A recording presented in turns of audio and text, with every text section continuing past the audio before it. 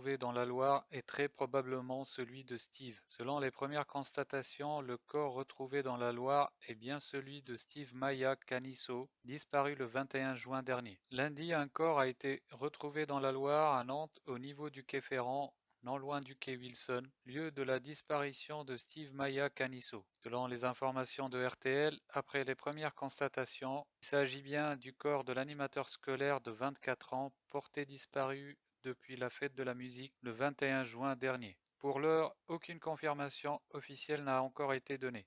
En fin d'après-midi, un corps avait été retrouvé en état de décomposition extrême, selon une source proche du dossier.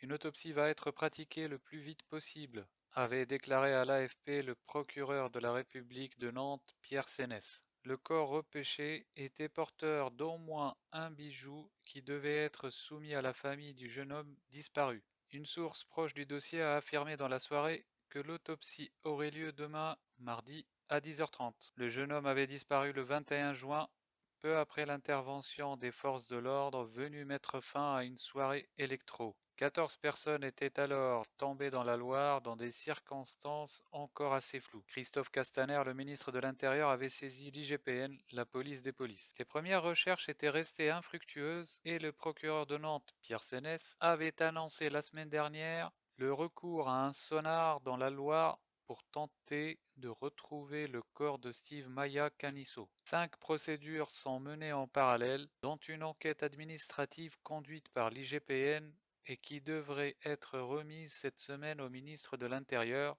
Christophe Castaner.